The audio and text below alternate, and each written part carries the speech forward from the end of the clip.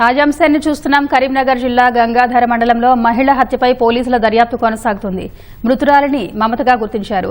హత్యకు సంబంధించిన మరిన్ని వివరాలు మా ప్రతినిధి అలీముద్దీన్ అడిగి తెలుసుకుందాం. అలీముద్దీన్, చెప్పండి, హత్యకు సంబంధించి వివరాలేంటి?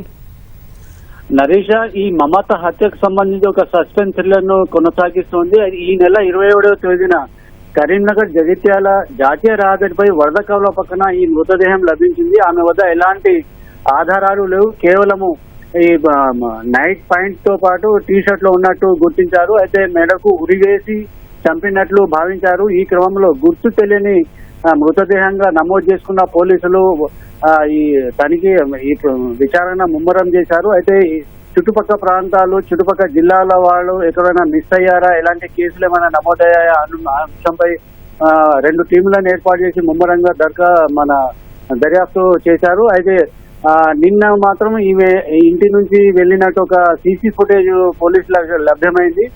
ఈ నెల 27వ తేదీన లభించిన మృతదేహం ఎప్పుడు బయలుదేరింది ఏంటి అన్న అంశం ఆరాధిస్తున్నారు. ప్రధానంగా చూసుకుంటే మమత మంచిర్యాలలోని పెంచికల్పేటలో తన స్నేహితురాల వద్ద ఉంటున్నట్టు సమాచారం. భర్త భరత్ హైదరాబాద్ లో జాబ్ చేస్తున్నారు. అయితే కొద్ది రోజుల క్రితం వీరిద్దరికి మధ్య ఏదో గొడవ జరిగింది. ఆ కారణంగా మంచిర్యాలలో ఉంటున్నట్టు సమాచారం. తన కొడుకుతో పాటు షాపుకు వెళ్ళొస్తానని బయలుదేరిన మమత కరీంనగర్ జిల్లాలో శవమై తేలడం మాత్రం ఒక సంచలనం రేకెత్తించింది. అయితే మృతదేహాన్ని చూస్తే మాత్రం ఉరి వేసి చంపుంటారు లేదా ఇంకేదైనా చేసి ఉంటారా అన్న అంశంపై ఇంకా తేలలేదు. దాదాపు 2 రోజులుగా కరీంనగర్ ఆసుపత్రిలోనే మృతదేహం ఉంది. అయితే ఈ సమాచారం తెలియడంతో కుటుంబ సభ్యులకు సమాచారం అందించారు. ఇవాళ వచ్చి దరఖాస్తు చేశారు. దీంతో ఇప్పుడే పోస్ట్ మార్టం మొదలైంది. అలా హత్య ఎలా జరిగింది, దీంట్లో ఏముంది మిస్టరీ అనేది మాత్రం ఇంకా తేలాల్సింది.